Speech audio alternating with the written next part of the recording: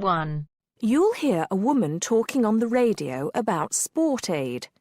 First, you have some time to look at questions 1 to 6.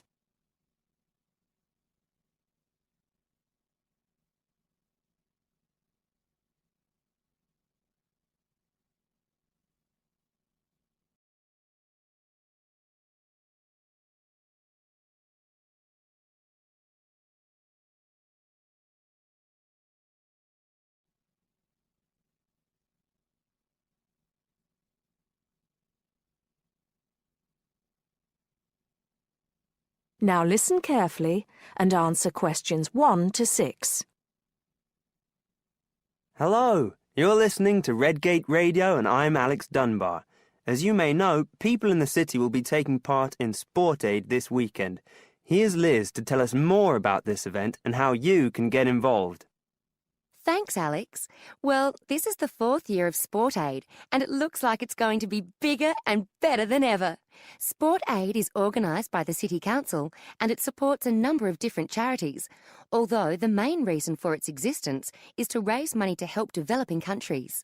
Last year, it raised over £100,000, and that money has helped to make life a little easier for people in many parts of the world. Just to give you one example, the village of Otunga in Chad now has a water supply, meaning that the people no longer have to walk miles every day just to get water. And there are countless stories like that. By contributing to the infrastructure of different regions, it's hoped that things like Sport Aid will enable many more people to climb out of poverty. Another way in which that happens is by giving people the knowledge and skills to earn money. One of the biggest issues facing people in many poorer areas of the world is education. Something that we take so much for granted can be rare and expensive in some regions. Education is seen as key to development, and money from Sport Aid has paid for schoolrooms and equipment in a number of places.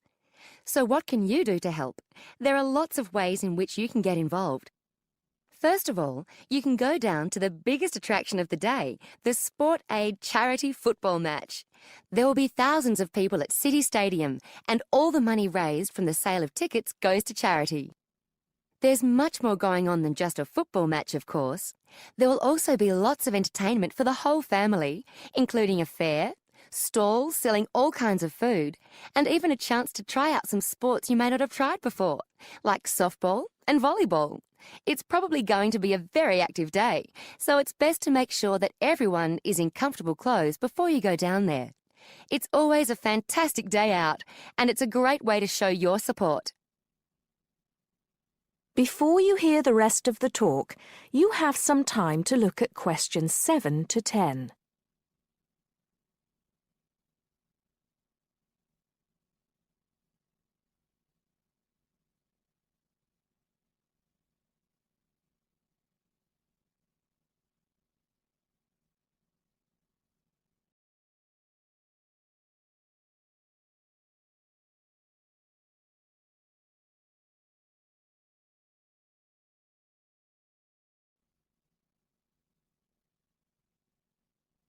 Now listen and answer questions 7 to 10. But you're not restricted to being a spectator. Apart from the main event, there are a large number of smaller events taking place across the city.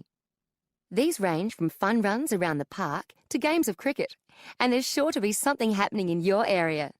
Contact details are available for the people putting together each event, and you can get those from the council website. We'll be giving you the address for that at the end of the program. It's still not too late to organise your own event, as lots of people around the city are, although you'll have to get going on it now. First of all, do check that there isn't a similar event in your area, and then call the town hall to register your event.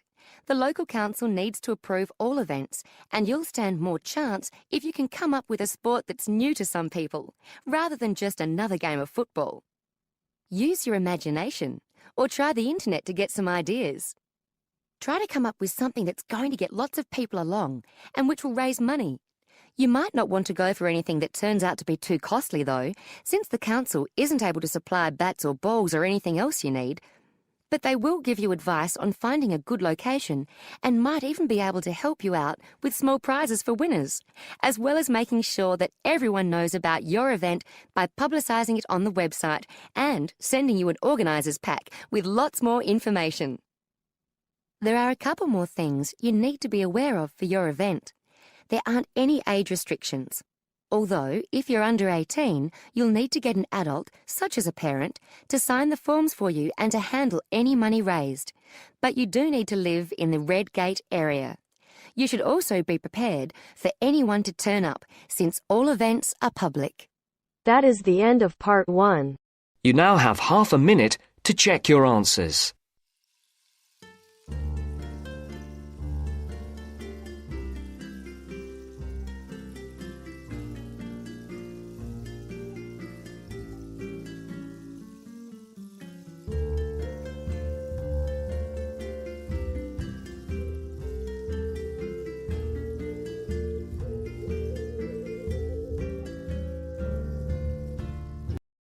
Now turns to part 2. Part 2. You will hear a local radio program about cycling courses in London.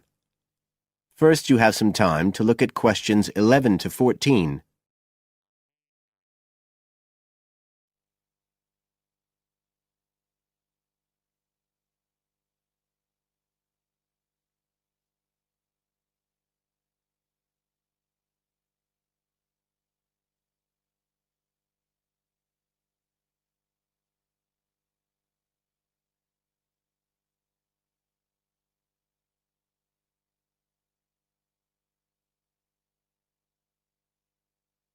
Now listen carefully and answer questions 11 to 14. There's been a great deal of interest lately in encouraging people to use bicycles instead of cars as a means of transport. But not everyone is confident about riding a bike at the best of times, let alone in the middle of a city like London. Jack Hayes is a professional trainer who works for a London-based company, City Cyclist, which provides cycle training for the public. What exactly does City Cyclist do, Jack?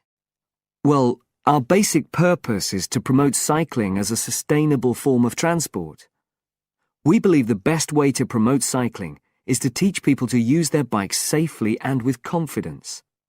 In European countries, people all learned from their parents, and they also learned in school. And when I tell them I teach people to ride bikes, they laugh. They think it's crazy. But here in London, it's completely different. You're approaching the point where a whole generation of people have grown up not being allowed by their parents to cycle because it was considered to be getting too dangerous.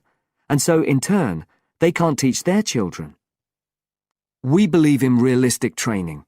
So if someone wants to use a bike regularly, say to get to work or school, we aim to train them by teaching them to ride on the actual roads they'll use, so they can develop the basic skills they need and build up their confidence that way. At City Cyclist, we believe cycling's for everyone, no matter what age or level of ability or mobility. We do complete beginners and also advanced courses. That's for urban cyclists who want to deal with things like riding in streets with complicated intersections and things like that. We don't promote the use of personal protective equipment for cyclists, and we endorse the policy of the European Cyclists Federation that parents should be allowed to make an informed choice as to whether or not their child wears a helmet. We believe the key to safe cycling is assertiveness, taking your place on the road. This has to be instilled right from the beginning. Assertive road positioning and behaviour is the key to safe cycling in congested urban environments.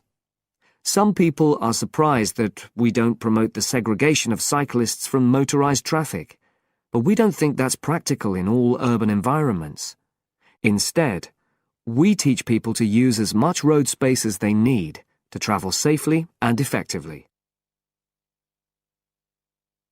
You now have some time to look at questions 15 to 20.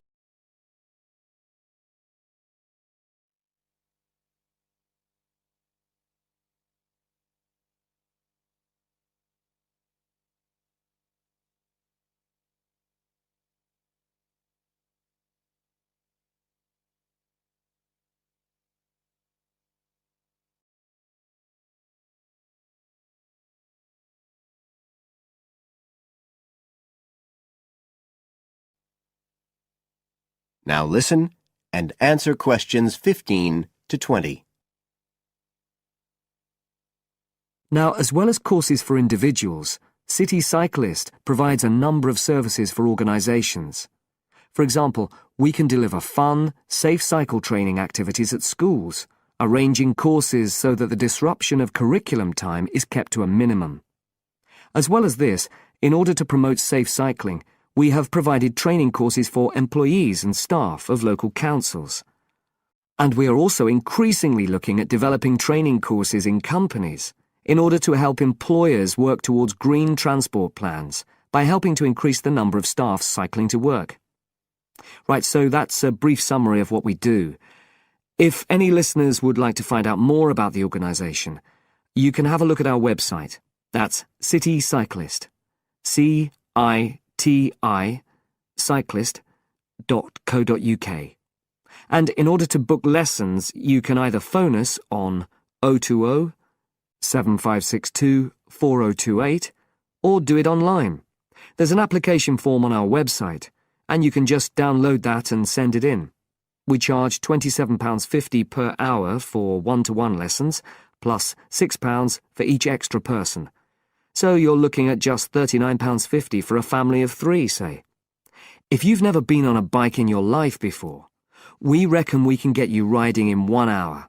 And for most people, a course of road training usually takes 3 hours.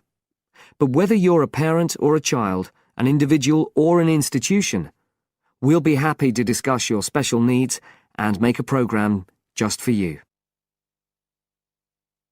That is the end of part 2. You now have half a minute to check your answers.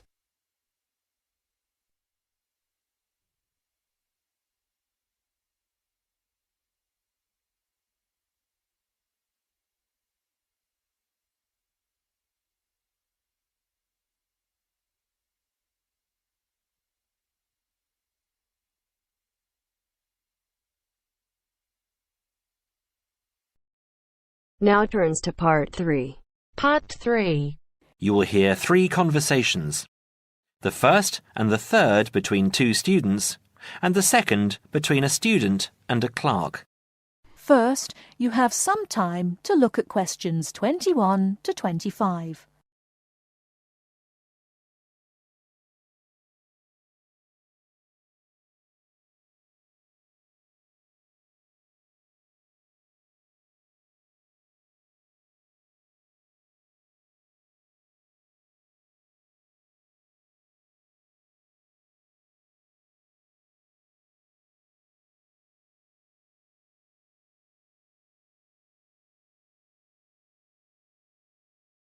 Now, listen carefully and answer questions 21 to 25.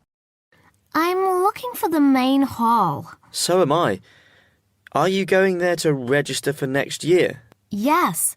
I was told to go to administrations and fill in an application form. That's what I'm about to do. I went to information and they told me it was at the end of this corridor. Then we have to turn left and immediately right. That should lead us to the exit, where opposite we should find the entrance to ground level main hall.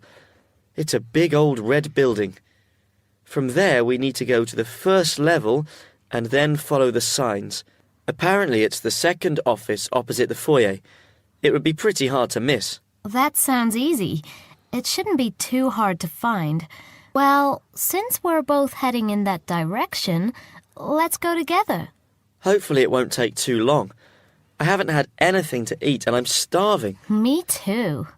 Well, how about I go to the canteen and get us something while you make your way to the main hall? I'm sure there's going to be quite a wait. There always is. I can meet you there. Sounds like a good plan. What do you want me to get you? How about a chicken and salad roll and a drink? Okay. What if they don't have a chicken and salad roll? Anything similar, like ham and salad, or just plain salad and cheese. Oh, and don't forget the drink. I feel so dehydrated. No problem. What type of drink? I don't know. How about a Coke? No, nothing like that. Something healthier. An orange juice? They're usually full of sugar unless you get it freshly squeezed. Water? Yes, that's perfect. Here, take 2 pounds. That should cover it. If it's more, I'll give it to you when you get back. I only have a 20, and you know that they get cranky if you give them large notes. Okay. See you in 5 minutes. Before you hear the rest of the talk, you have some time to look at questions 26 to 30.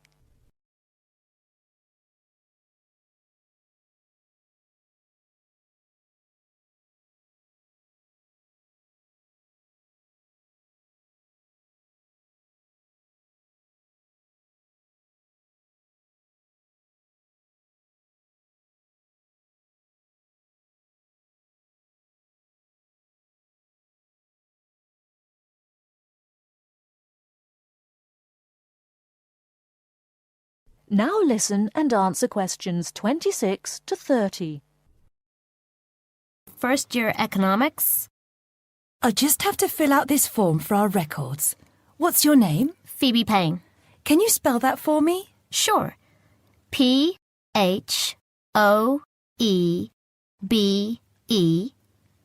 P-A-Y-N-E.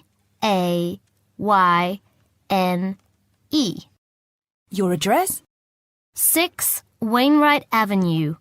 That's W-A-I-N-R-I-G-H-T, Nottingham.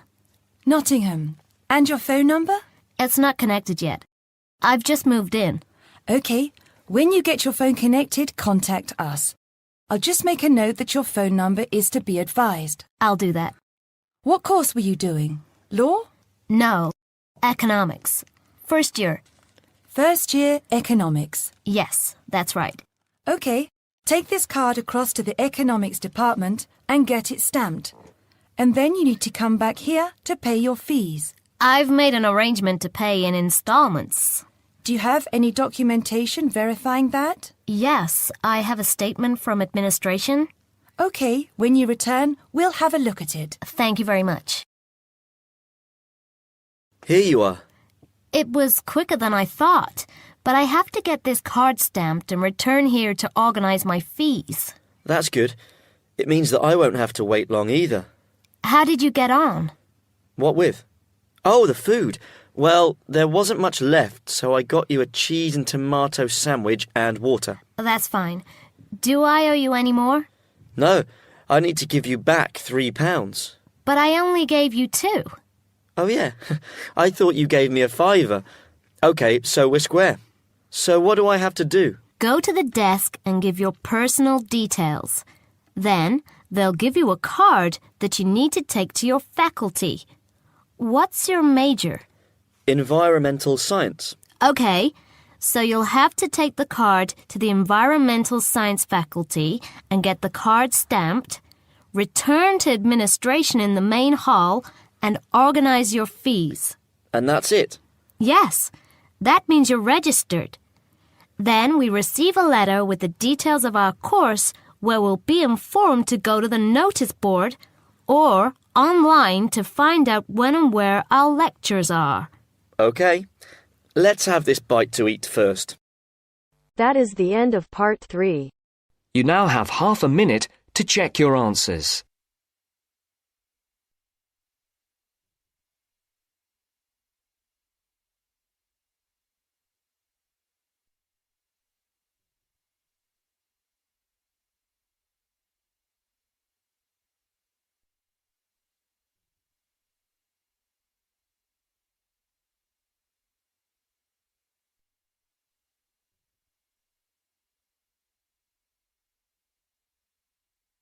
Now turns to part 4. Part 4. You are going to hear a conversation between 2 students about studying abroad. First, you have some time to look at questions 31 to 40.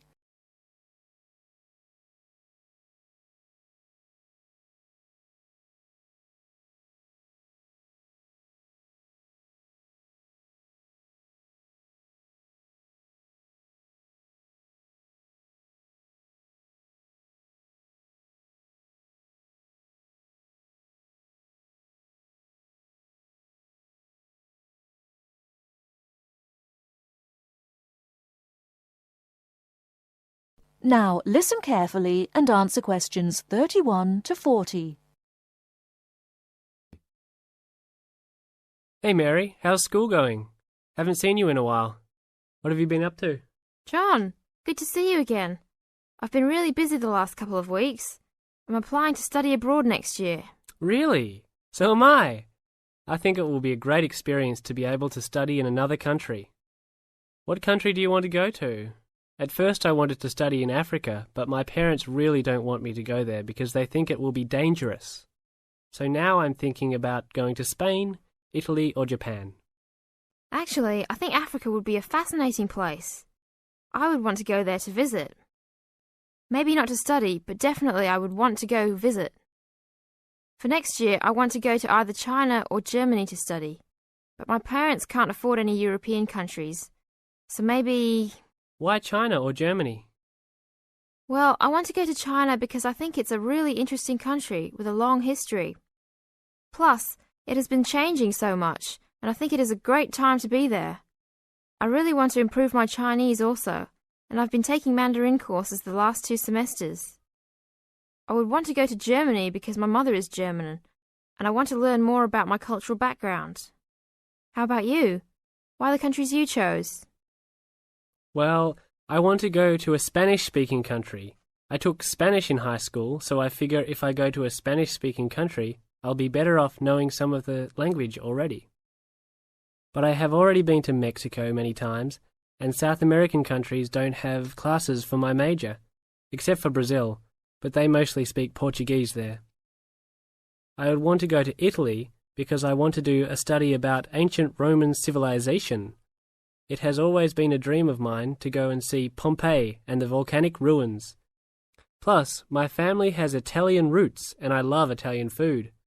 I want to go to Japan mainly because my girlfriend was born in Japan and always tells me all of these fascinating stories about Japanese history and culture. I am a big fan of sumo wrestling also, so I've always wanted to see a sumo match in person. I really love sushi and almost all Japanese food.